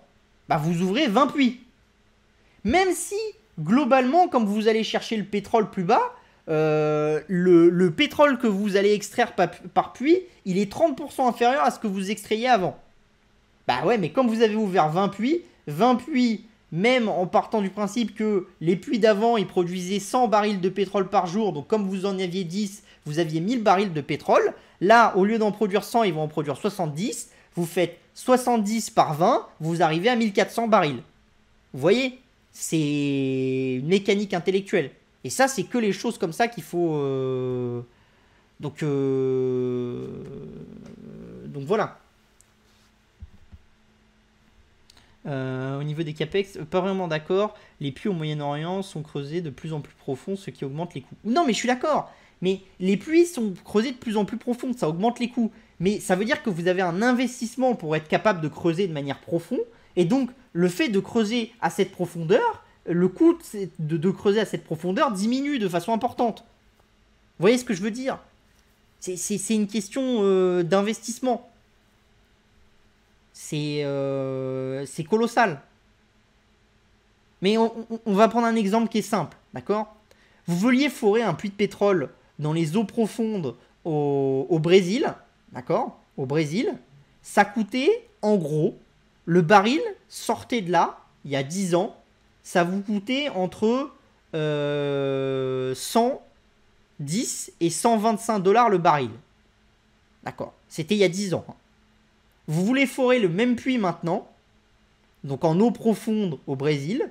Je l'ai vu la dernière fois sur un document de Petrobras. Ça coûte 85 dollars le baril. Donc en fait, il y a 10 ans, Petrobras savait où il y avait du pétrole, mais il n'y avait aucune rentabilité à aller le chercher. Maintenant, si vous vous dites que le pétrole va rester à 100 dollars pendant 10 ans, Petrobras peut aller forer et sera rentable. Et vous vous dites que si c'est 85 dollars maintenant, peut-être que dans 3-4 ans, ça sera plus 85 dollars, mais 70 ou 60. Et c'est pour ça que c'est très compliqué d'analyser un secteur des minerais ou des matières premières. C'est pour ça que je le fais très peu. Parce qu'en fait, vous êtes tout le temps avec des plus, des moins. Et en fait, généralement, les gens, ils voient qu'une partie de l'équation et ils disent, vous vous rendez compte, il y a plein de plus, donc le prix va monter. Ou il y a plein de moins, donc le prix va descendre. Mais en fait, c'est jamais comme ça. C'est toujours des plus, des moins, et il faut les calculer les deux. Et il faut arriver à avoir l'équation complexe. Et s'il y a des gens qui payent des milliards, et il y a des fonds d'investissement qui payent des milliards pour essayer d'avoir cette équation juste, c'est bien parce qu'elle est très complexe et parce qu'il vous faut beaucoup de données. Si elle était si simple, on ne paierait pas si cher.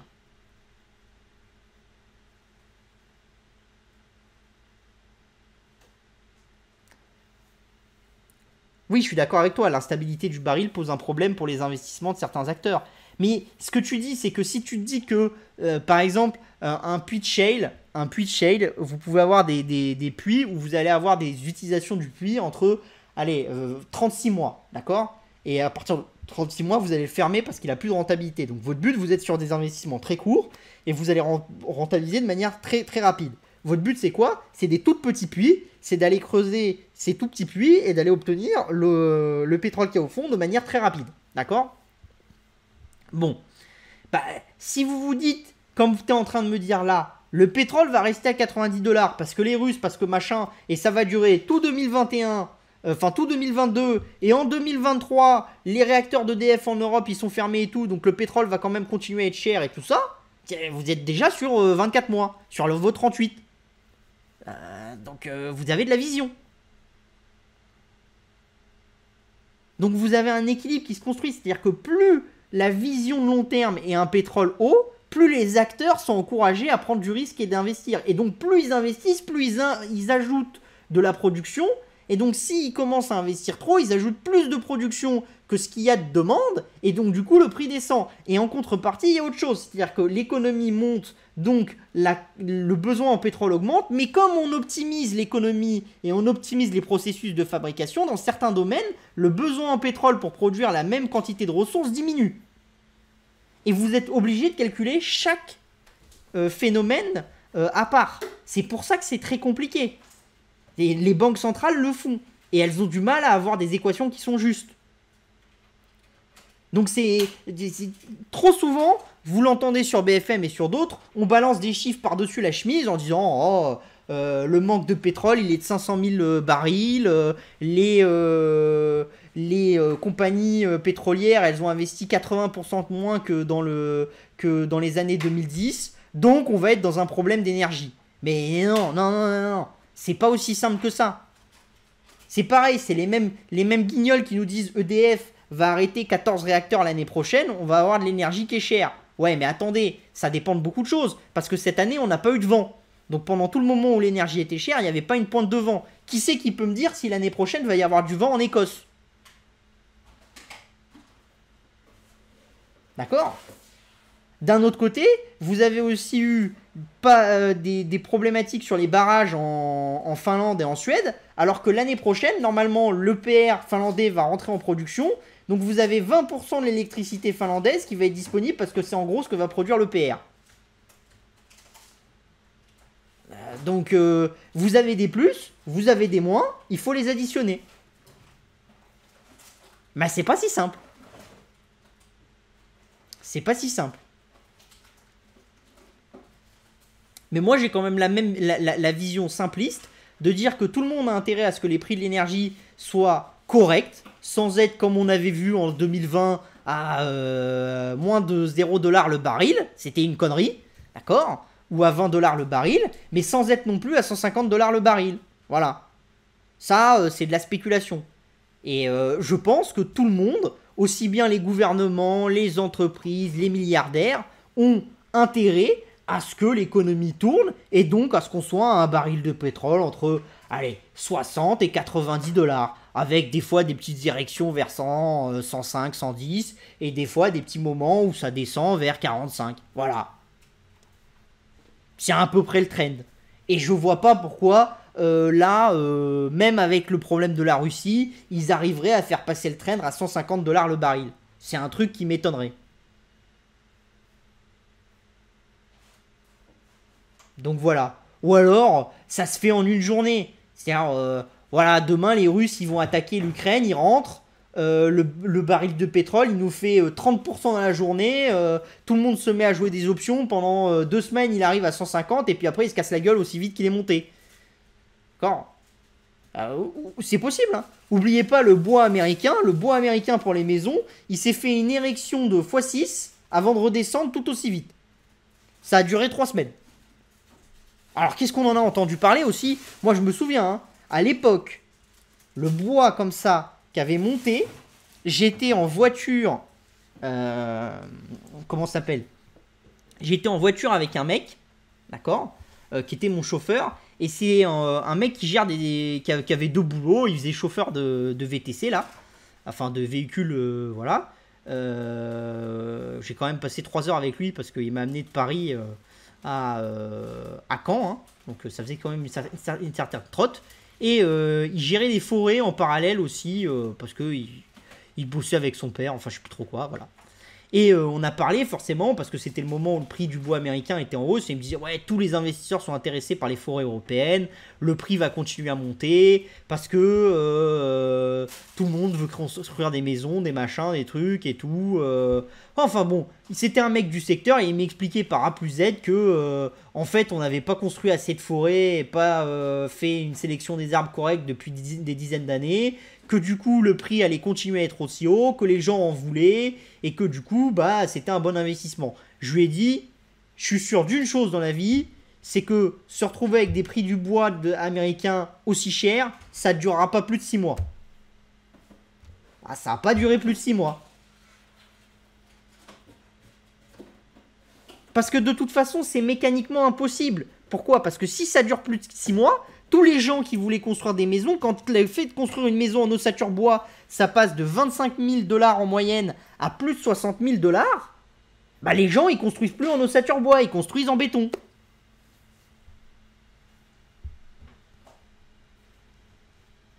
C'est quelque chose d'assez basique. Et on peut le multiplier sur tout. On peut le multiplier sur tout.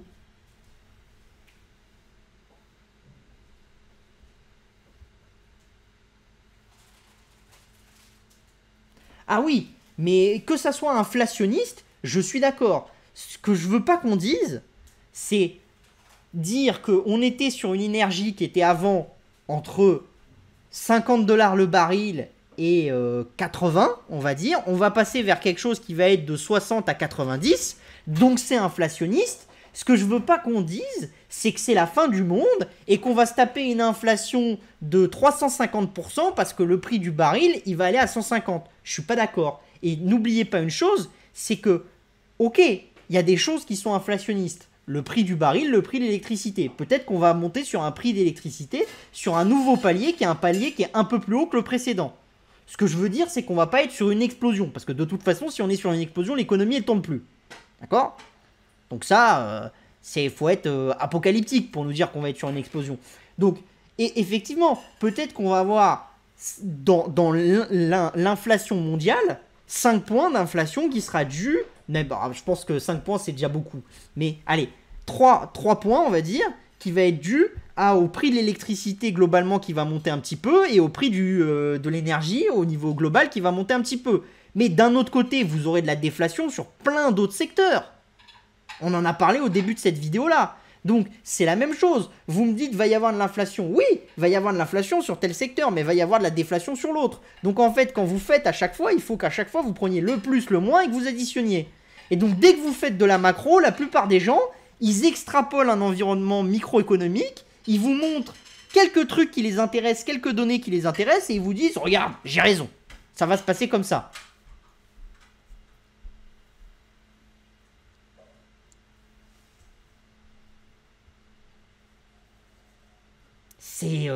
C'est pas vraiment ce qui s'est passé. Moi, je me souviens, hein, en 2000, d'accord, parce que j'ai eu des bons profs qui m'ont montré, il y avait des gens qui disaient, la planète, quand on va passer 6 milliards d'habitants, on va se faire la guerre, parce qu'il n'y aura pas de nourriture pour tout le monde. Et ça va être la 3e guerre mondiale, juste après qu'on ait passé les 6 milliards d'habitants. Et vous aviez des grands théoriciens français, hein, des mecs qui étaient à l'INRA, ce genre de choses, qui vous expliquaient que oui, il n'y avait aucun moyen qu'on amène de la nourriture à 6 milliards de personnes. On est 7. Est-ce qu'on a fait la 3e guerre mondiale? Alors peut-être qu'on va la faire avec la Russie là, mais c'est pas vraiment à cause du fait qu'on manque de bouffe. Hein. Donc vous voyez, les gens Covici et compagnie, je sais pas, peut-être qu'ils auront raison et peut-être que c'est moi qui ai le con et que moi j'ai la vision qu'on va toujours réussir des trucs et que malheureusement cette fois-ci on va se planter. C'est possible. C'est possible. Mais l'histoire nous dit qu'à chaque fois qu'on est face à une crise, on arrive à la surmonter et on arrive à réussir par l'innovation à faire des nouvelles choses. Et je vois pas pourquoi cette fois-ci ça serait différent. Si ça fait 300 ans que depuis qu'on a commencé à innover, à chaque fois qu'on est face à une limite, on la passe avec l'innovation, pourquoi est-ce que ça s'arrêterait cette fois-ci?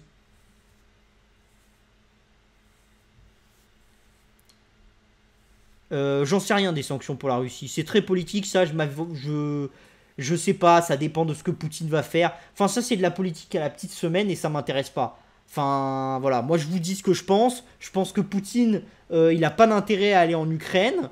Je pense qu'après, il a quand même un gros melon. Donc, plus on va être dur avec lui, plus il va avoir une volonté interne de monter en épingle. Et oubliez pas quand même qu'en Russie, il y a un paquet de gros cons.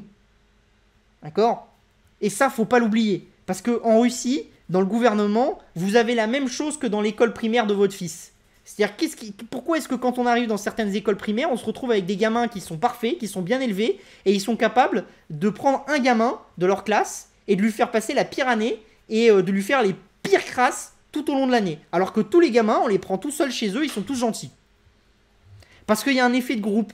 Et il suffit qu'un enfant commence à être un peu violent avec un autre au début de l'année, le groupe décide de se ranger derrière quelqu'un et il y a un effet de groupe qui se met en place. Et ça, c'est dangereux parce que c'est ça qui attire les guerres mondiales. C'est cet effet de groupe qu'on met en place. Et en Russie, vous avez quand même au niveau politique une capacité d'aller drainer cet effet de groupe par vision de la grandeur de la Russie et par aussi vision qu'il y a quand même des gros cons. Parce que la dernière fois, quand même, je parlais avec un militaire français qui me montrait une vidéo d'un comment ça s'appelle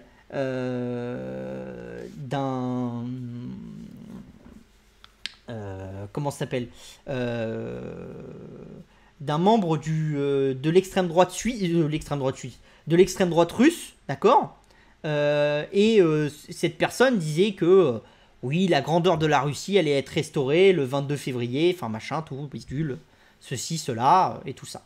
Et qu'ils allaient recapturer le Donbass et tout. Et...